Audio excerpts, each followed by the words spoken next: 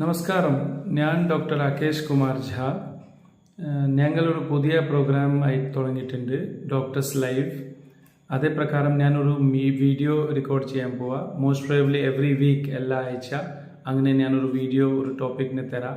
പിന്നെ നിങ്ങൾക്ക് ഒരു ടൈം മുൻകൂട്ടി അറിയിക്കുക. ആ ടൈമിൽ നിങ്ങൾക്ക് വന്നാൽ ഈ വീഡിയോ മുൻകൂട്ടി നോക്കിയിട്ട് അതിനെ ബേസ് ചെയ്തിട്ട് നിങ്ങൾക്ക് ലൈവ് പ്രോഗ്രാമിൽ നിങ്ങൾ ഡൗട്ട്സൊക്കെ ചോദിക്കുക. എനിക്കാവുന്ന പോലെ ഞാൻ ഡൗട്ട്സൊക്കെ ക്ലിയർ ചെയ്യാം.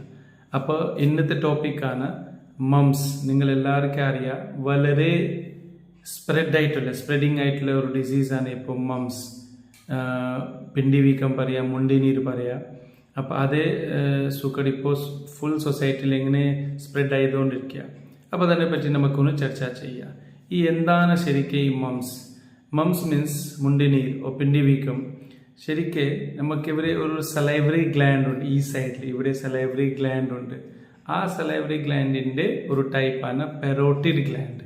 പെരോട്ടിഡ് ഗ്ലാൻഡാണ് ഈ ഏരിയയിൽ നമുക്ക് ഉണ്ടാവും. സാധാരണ പെരോട്ടിഡ് ഏരിയയിൽ ഇവിടെ രണ്ട് സൈഡിൽ പെരോട്ടിഡ് ഗ്ലാൻഡ്. ഈ പെരോട്ടിഡ് ഗ്ലാൻഡിൽ വൈറസിന്റെ ഇൻഫെക്ഷൻ ആയാൽ നമുക്ക് മംസ് ഉണ്ടാവും. പാരാമിക്സോ വൈറസ് ആണ് പറയാ. ആ ഗ്രൂപ്പ് ഉള്ള വൈറസ് ഇൻഫെക്ട് ചെയ്താൽ നമുക്ക് പിണ്ടി വീക്കം ഉണ്ടാവും. ഈ സൈഡിൽ രണ്ട് സൈഡിൽ ഇല്ലെങ്കിൽ ഒരു സൈഡിൽ വീക്കം ഉണ്ടാവും. അപ്പം നമ്മൾ മീൻസ് ഒരു ചോദ്യം എന്താ വെച്ചാൽ, ഇത് ശരിക്ക് വൈറസ് ഇൻഫെക്ഷൻ ആണ്. ഓക്കെ, ഇത് എങ്ങനെ സ്പ്രെഡ് ആവും? അപ്പോൾ സ്പ്രെഡ് ആവുന്ന സംഭവം എന്താ വെച്ചാൽ, നമുക്ക് സപ്പോസ്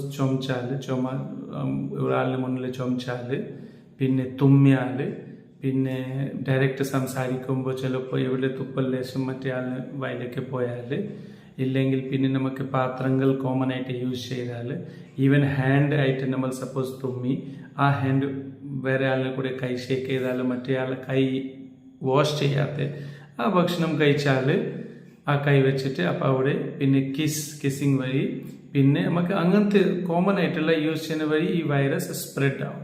ഒരു ആളിന് മറ്റേ ആൾക്ക് സ്പ്രെഡ് ആവും.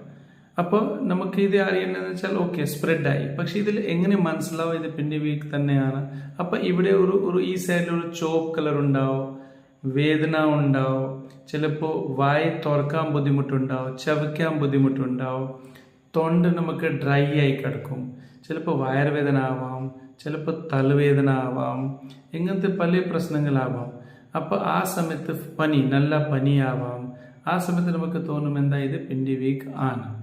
അപ്പോൾ പിണ്ടി വീക്കം വന്നാൽ നമുക്ക് ഇതിന് ശരിക്കും പറഞ്ഞാൽ ബാക്കി എങ്ങനെയാണ് നമ്മൾ ഇതിൻ്റെ ടെസ്റ്റുകൾ കാര്യങ്ങൾ ചെയ്യേണ്ടത്? അപ്പോൾ ശരിക്കും പറഞ്ഞാൽ ഇതിൽ കാര്യമായിട്ട് ടെസ്റ്റ് സാധാരണ ചെയ്യാം. നമുക്ക് ആൻറ്റിബോഡി ഡിറ്റക്ഷൻ ടെസ്റ്റ് ചെയ്യുക, പിന്നെ ഫിസിക്കൽ എക്സാമിനേഷനൊന്ന് തുടങ്ങാം. സപ്പോസ് ഒരു പേഷ്യൻ്റ് വന്നാൽ നമ്മളൊന്ന് തൊട്ട് നോക്കാം ഇവർക്ക് പനിയുണ്ടോ, ബാക്കി കാര്യങ്ങൾ നോക്കി, പിന്നെ ഇവിടെ വീക്കമുണ്ട്, തൊട്ട് നോക്കി വേദന ഉണ്ട്, ഇതൊക്കെ മനസ്സിലാക്കിയിട്ട് പിന്നെ നമുക്ക് ഒരു ആൺകുട്ടി ആയാൽ നമുക്ക് വളരെ ശ്രദ്ധിക്കേണ്ടതെന്ന് വെച്ചാൽ അവരുടെ ടെസ്റ്റിസ് മണി നോക്കണം. കാരണം വെച്ചാൽ ആൺകുട്ടികൾക്ക് മണീനെ ചിലപ്പോൾ ബാധിക്കാനൊരു ചാൻസ് ഉണ്ട്. അപ്പോൾ മണി വീക്കുണ്ടോ, വേദന ഉണ്ടോ, കളർ മാറ്റം ഉണ്ടോ, അതേ കൂടി നമുക്ക് ശ്രദ്ധിക്കണം. പിന്നെ ബാക്കി പനി കാര്യങ്ങളെല്ലാം ഉണ്ട്. പിന്നെ അതിനുശേഷം നമുക്ക് ചില സമയത്ത് ചെവി ഒരു വളരെ റെയർ കേസാണ്, പക്ഷെ ചില സമയത്ത് ഈ ചെവി വേദന ആയി മാറി ചിലപ്പോൾ കേൾവിൻ്റെ പ്രശ്നം കൂടി ആവാം. വളരെ റെയറാണ്, പക്ഷെ ആവാൻ സാധ്യത ഉണ്ട്. അപ്പോൾ അതേ കൂടി നമ്മൾ ശ്രദ്ധിക്കണം. പിന്നെ ഈ പിണ്ടി വീക്ക് വന്നാൽ ബ്ലഡ് ടെസ്റ്റൊക്കെ നമുക്ക് ശരിക്കും ചെയ്യാം. ഇൻഫെക്ഷനൊക്കെ നമുക്ക് എങ്ങനെ ഒരു സംശയം ഉണ്ടെങ്കിൽ കൗണ്ടൊക്കെ നോക്കാം.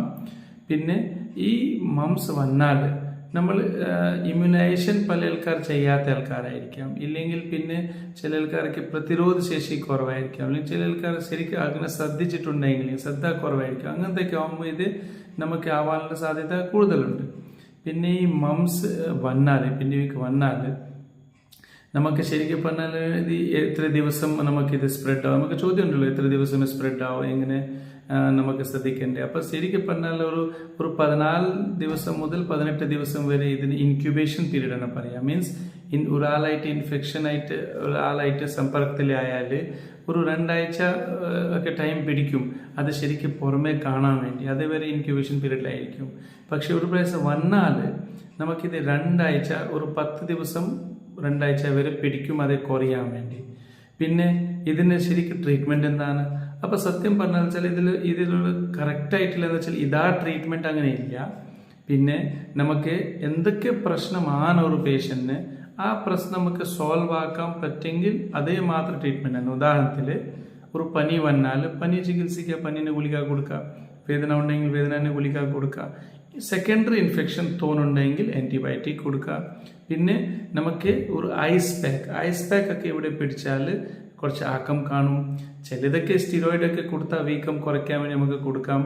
അങ്ങനെയൊക്കെ കാര്യങ്ങൾ നമുക്ക് ചെയ്യാം. പിന്നെ ഈ മാക്സിമം ഫ്ലൂയിഡ് കഴിക്കാൻ പറയാം. നല്ല വെള്ളം, എൽനീർ, ജ്യൂസ്, ഇതൊക്കെ നല്ല കുടിക്കുക. വെള്ളം നമുക്ക് കുടിക്കുക, വെള്ളം പോലത്തെ സാധനം നല്ല കുടിക്കുക. റെസ്റ്റ് എടുക്കുക, മെയിൻലി റെസ്റ്റ് വേണം. പിന്നെ മറ്റേ ആൾക്കാരായിട്ട് സമ്പർക്കത്തിൽ നിൽക്കണ്ട, കുറച്ചുകൂടി സെപ്പറേറ്റ് ആയിട്ട് നിന്നാൽ നല്ലത്. അപ്പോൾ ഇൻഫെക്ഷൻ അങ്ങോട്ടും ഇങ്ങോട്ടും ഉണ്ടാവില്ല. പിന്നെ നമുക്ക് എന്താ വെച്ചാൽ ഒരു കർച്ചീഫൊക്കെ യൂസ് ചെയ്യുക. തുമ്മലൊക്കെ ചെയ്യുമ്പോൾ, ചുമക്കുമ്പോൾ കർച്ചീഫൊക്കെ യൂസ് ചെയ്യുക. ഹാൻഡ് വാഷ് പ്രോപ്പറായിട്ട് ചെയ്യുക. ഇതൊക്കെ നമ്മൾ ശ്രദ്ധിക്കേണ്ട കാര്യമാണ്.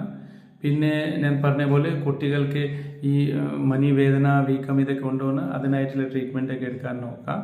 പിന്നെ ഇമ്മ്യൂണൈസേഷൻ, ഇതിന് മെയിൻ ഇമ്പോർട്ടൻ്റ് ആണ് ഇമ്മ്യൂണൈസേഷൻ. നമുക്ക് ഇതിനായിട്ടുള്ള ഇഞ്ചക്ഷൻ ഉണ്ട്. ഒരു 1.5 വയസ്സുള്ള റേഞ്ചിലെ ഇഞ്ചക്ഷൻ MMR വാക്സിൻ ഉണ്ടാവും.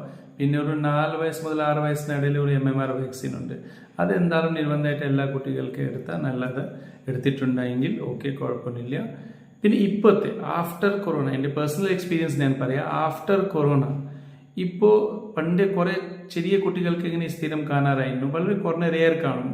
പക്ഷെ ഇപ്പൊ എന്താ വെച്ചാൽ വലിയ ആൾക്കാർക്ക് കൂടി ഇഷ്ടംപോലെ ആൾക്കാർ വരുന്നുണ്ട് ഇത് സ്പ്രെഡ് ആയിട്ട്. കാരണം വൈറൽ ഇൻഫെക്ഷൻ ആയിട്ടുണ്ട്. അപ്പോൾ ബോഡി ഓൾറെഡി വീക്കാണ്, പ്ലസ് വൈറലിന്റെ പല രൂപം മാറി കളിക്കുന്നുണ്ട്. അപ്പോൾ വലിയ ആൾക്കാരിനെ ഇഷ്ടംപോലെ ആൾക്കാർക്ക് ഇത് കാണുന്നുണ്ട്, മുന്നേ നീരൊക്കെ കാണുന്നുണ്ട്.